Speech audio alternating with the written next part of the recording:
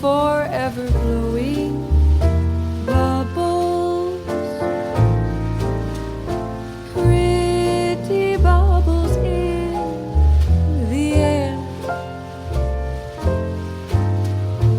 They fly so high, nearly reach the sky.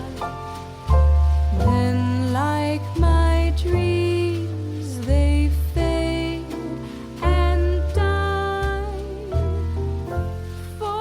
Hello, this is Hailey Robertson. Welcome to the latest episode of Harmonious World. This time I'm joined by trombonist and vocalist Hailey Brinnel. Her new album, I'm Forever Blowing Bubbles, is out now.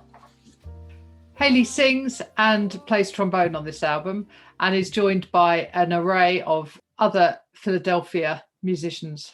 Hailey was recently named a 2021 Sarah Vaughan International Jazz Vocal Competition finalist. I'm Forever Blowing Bubbles is a wonderful album and I hope you enjoy our conversation about it. Hi, Hailey. Hi. Thank you so much for joining me. I really appreciate it. Of course, I'm happy that you wanted to have me. So, I'm Forever Blowing Bubbles. It's a great album. There's a lot of fun. And in fact, I've just finished listening to it again. And that final track, Show Me the Way to Go Home, is just so much fun, isn't it? Yeah, and we had a lot of fun recording it. I'm really happy that I thought to end the album with that because I think it's the perfect send-off and reward if you get through the whole thing. Yeah. There's a sort of irony about it because we're all at home and we can't go anywhere else at the moment. Very true. I also had it pointed out to me that I have like 3 drinking songs on this album in a time where no one can go out and have a drink with friends. Yeah. And there's something about the sound of the band together that sounds like, you know, you're in a venue and you're all having fun and it's like, oh, but we can't do that. Yeah, and we're so lucky we recorded that pre-COVID, so we actually got to have fun in the same room together. And now we just reminisce and listen to the recording. Yeah, exactly. Right, so tell me how this album came about. I have had a ever-growing note on my phone of songs that I've wanted to record, and I've been out of college I went to Temple University for a few years, and I knew that I wanted to get started on my first recording, and I was going through this list of songs that were maybe some more typical standards and jazz standards that people would know, and then I had this other list of songs that were from my childhood and songs that I had this huge connection to with my family, and I ended up kind of leaning way more towards that and wanted to record an album that had a lot of warmth and meaning to me. So that's what this album is it's me going through my, I guess, figurative Rolodex of songs from my childhood and trying to make them relevant to everyone else. Right. And it's very much sort of the traditional jazz standards, sort of New Orleans sound. Yeah, and I have a couple of tracks where I tried to put in that New Orleans, that trad jazz sections with the group improvisation. I studied a lot of New Orleans music in college, and it's very, very near and dear to me, and I really wanted to work that into the sound of this record. Yeah, and that definitely comes across. It's fantastic. I mean, I've made a few notes here about the things that I really liked. So the guitar and your voice on You Go to My Head. Oh, and I'm so you're actually the first person that's mentioned that to me in like a interview setting. That is with one of my good friends, Darielle Penyazik, and pre-COVID, we had been gigging together for a few years, sometimes like at least 2 times a week, just duo. And when it got to this album, I knew that I wanted some more quartet stuff. I'd been writing a lot for piano lately. Darielle had been traveling and we hadn't been gigging together as much, but I knew that was the track that I needed to have him featured on. So I'm happy you enjoyed it.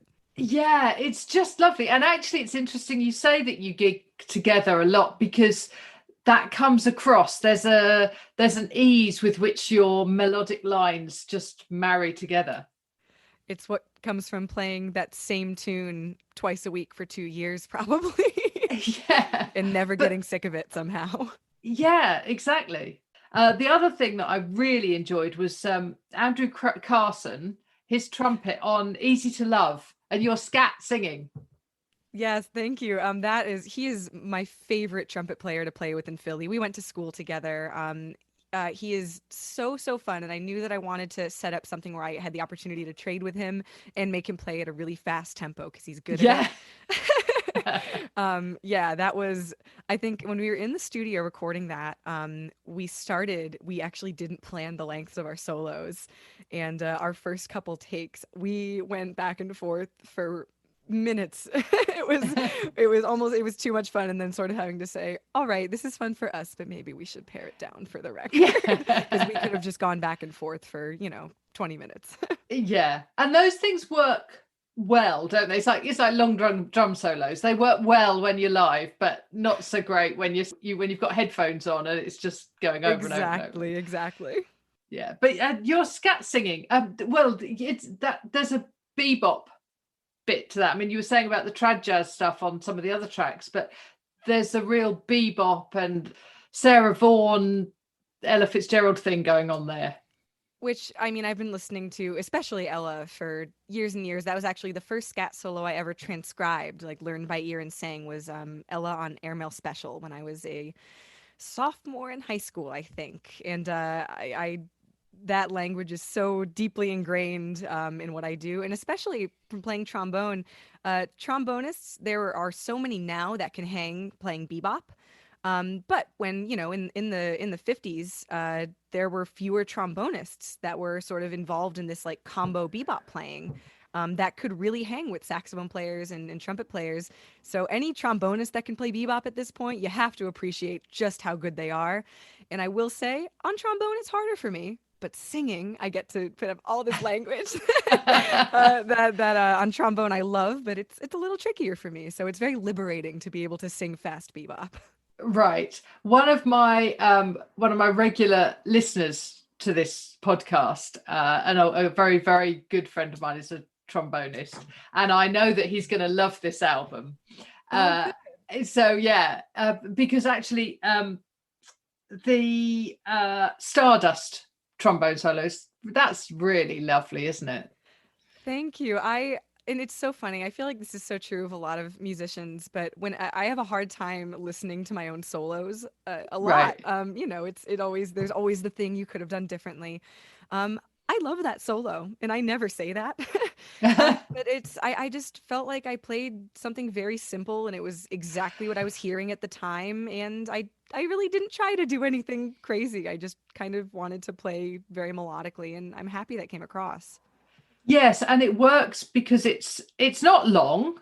It's a whatever it is, 32 bars, I guess, something like that. Is it? Or it's a half. Yeah, it's half. Yeah. Mm-hmm. So, but it works really well in the context of that song.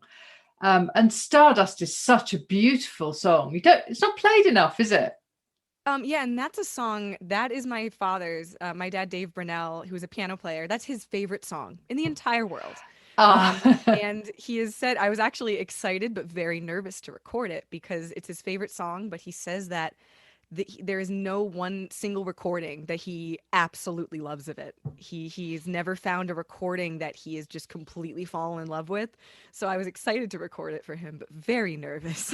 Yeah, sure. But I think he likes it. So, he says he's been playing it a lot, so I trust him. Yeah, that's good. And here's a clip from Stardust. Though I dream in vain, in my heart it will remain, my stardust melody, the memory of love's refrain.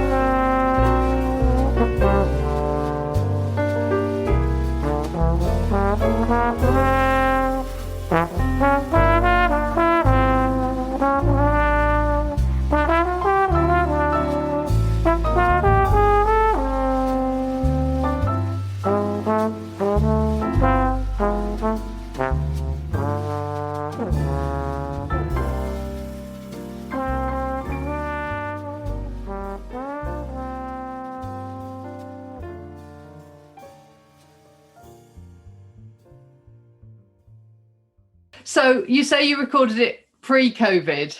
Yes. So all the mixing and mastering and stuff, and that's all had to go on while we've been going through this madness, I guess. Actually, most of it was done. This album was a long time. The release process has been kind of long because it was originally planned to come out in the spring, right of 2020. Um, and everything was pretty much finished being mixed and mastered by I think late February or or early to mid March, like right before everything shut down. Um, And then as soon as the shutdowns happened, I kind of put everything on pause because no one really knew what was happening or if it was a good time to be putting out music. But that sort of hiatus I went on ended up being really great because it gave me time to link up with Outside in Music, the record label that I ended up releasing through. Ah. So that was not an original plan because I did not know what I was doing. So I was actually fortunate in that one way of sort of the delay and everything made it so all of the production and even most of the post production was pre-COVID, and then I got to slowly figure out the release process with the label during the pandemic shutdowns. Oh, right. And I think that there is a huge amount of music that's coming out now, and it feels like actually this is a better time because now you can perhaps start to think about touring this album and all of Ri- that. Right. It's for me. It's been kind of a. I mean, obviously, this is a terrible situation for music in most ways, but in that one way of, oh, I get time to think about the release and all of the social media and that stuff, and then now touring and release shows are starting to pop up and be able to be planned for the future. So at least Right. it's nice to kind of separate those two things and sort of slow down the process for me, who again has no idea what I'm doing. Yeah. That's okay. It's your first album. The next one will be a dream. Oh right, yeah. I've already am trying to like reach out to people and try to plan the next one already. It's so Exactly. excited. So, what does the future hold in terms of touring? Right now it's unclear when it'll happen, but I'm trying to do at the very least a tour up through parts of New England because that's where I grew up, and I know I have some people that would love to see me up there. And I hope to be able to do a longer tour to go overseas at some point. But for now, I'm focusing on the short term, which is I have a release show planned for at Chris's Jazz Cafe in Philadelphia that's going to be live streamed to whoever wants to see it on April 10th. And then after that, I'm going to start reaching out to as many venues as I can that I'm familiar with for a short tour that doesn't require flying as soon as it feels safe to do so. And then we'll see from there. Yeah, and who of the original recording musicians do you hope will be able to join you? All of them, or? I mean, it would be amazing if all of them could come, but at the very least, I'm trying to my core trio that I play with, or quartet, including myself, Silas Irvine on piano, Joe Plowman on bass, and Dan Monahan on drums. Even if it was just the four of us, that would be a wonderful tour. Yes, and there's something about the variety of both your voice and then your trombone playing to break it up and bring something really exciting, I think. I try. Yeah. Fantastic. So how has the last year been for you? I started off when I started off doing Harmonious World.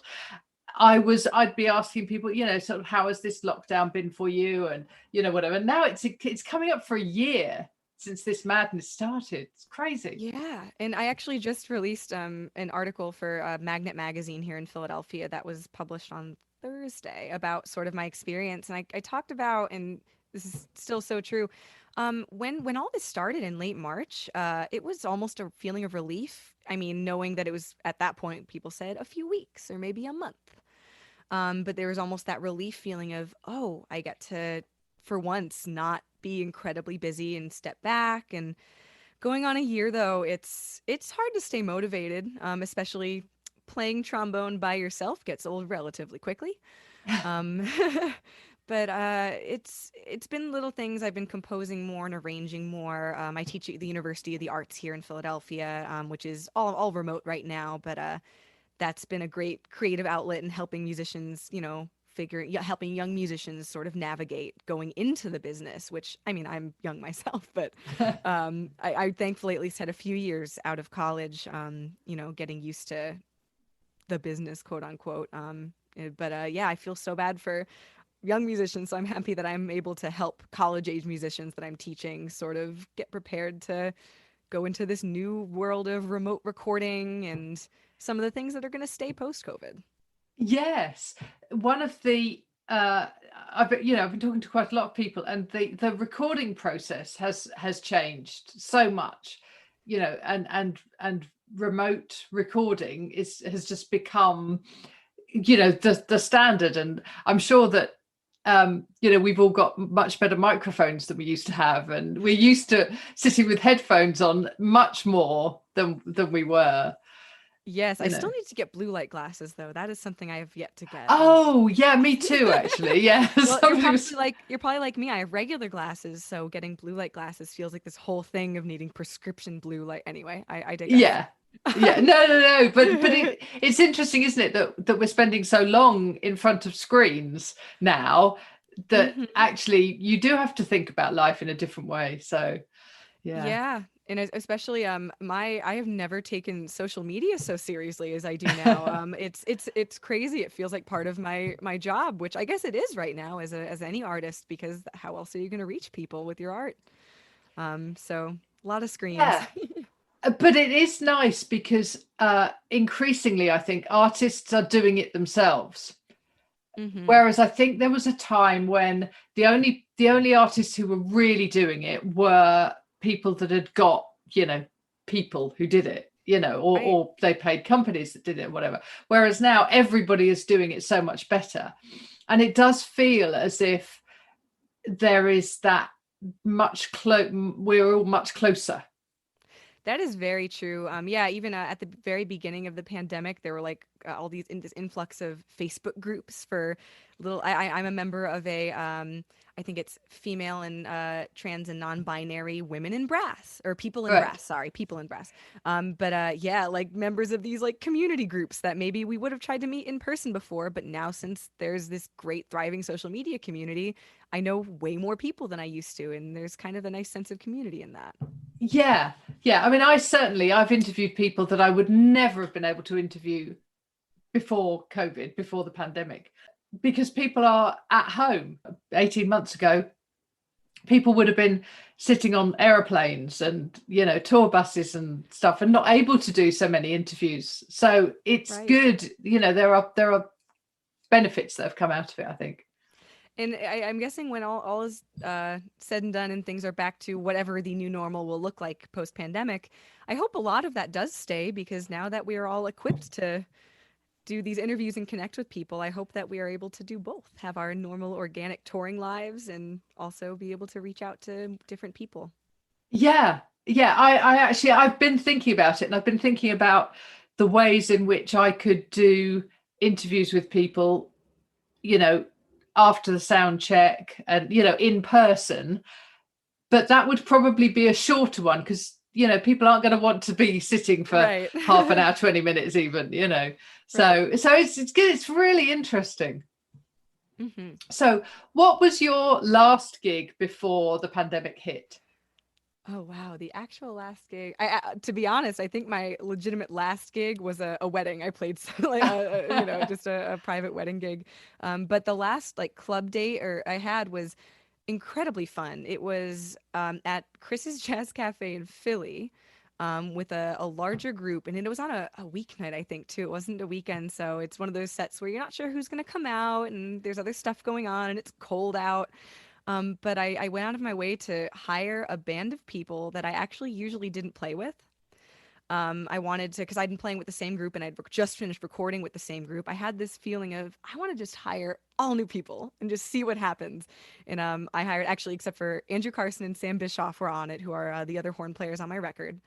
And everyone else was someone I would not play with normally. And we played like jazz arrangements of pop songs and just fun, totally off the wall arrangements that we kind of put together a little last minute. And it was a good gig to go out on, because it was just so organic in the joy we all felt on that gig. So I'm happy to say that at least my last club date was just so fun and full of joy. That's fantastic. Okay, well, I hope the first post-pandemic will be as exciting, and I suspect it will, because I think we're all going to be so desperate, both as audience and as musicians, to get out and listen, and do it. Yeah, and I've talked to other musicians about like how our first gig back is going to be a combination of us remembering how to play with other musicians, but being really happy to do it. Yeah. Yes.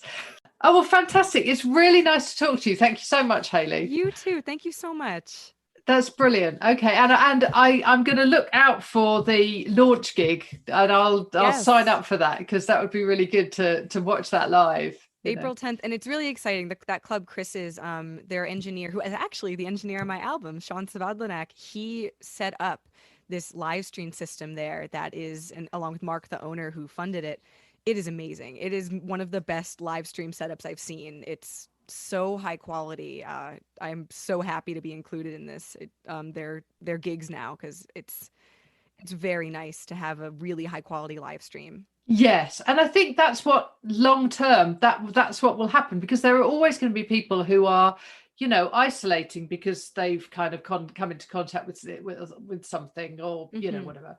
And I think that there will be, for a long time, it'll be hybrid. Some people in person and some people live streaming. So very good. Thank you very much for joining me. Happy to have been here. Thank you so much.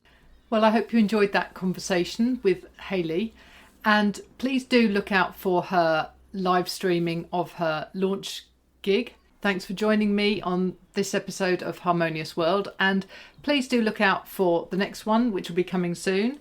And meanwhile, I'm going to play out with Hailey's version of Show Me the Way to Go Home. When I'm happy, singing all the while, I don't need nobody then to show me how to smile. When I've been out on the spree, toddling down the street with this little melody, everyone I greet.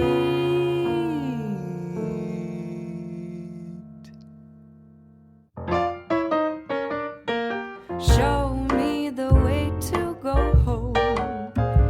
I'm tired and I want to go to bed. I had a little drink about an hour ago.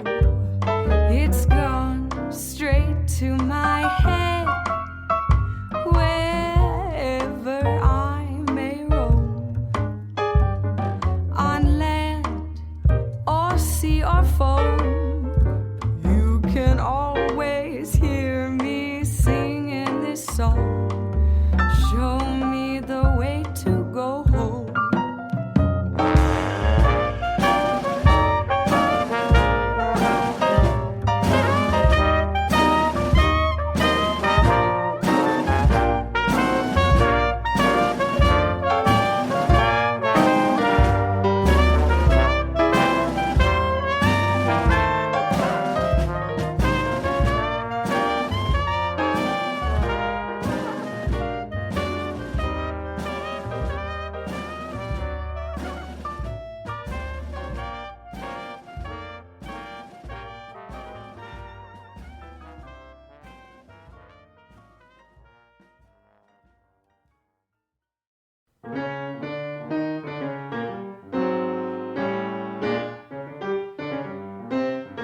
Thank you for listening to the latest episode of Harmonious World. My name is Hilary Seabrook, and it's a great delight to bring this series of discussions with musicians and composers and writers and all sorts of people to you.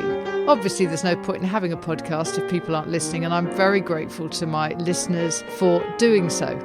Thanks also to Joe English for composing and performing this new theme tune. So wherever you get your podcast, you can leave a review. You can share this with your friends and family, either as a link or on social media and that sort of thing. I'd be really grateful for that. Don't forget that you can subscribe now. There's a link wherever you get your podcasts. So have a great week, and please remember why I started this, which is just to try and make the world a little more harmonious. Thanks for listening to Harmonious World.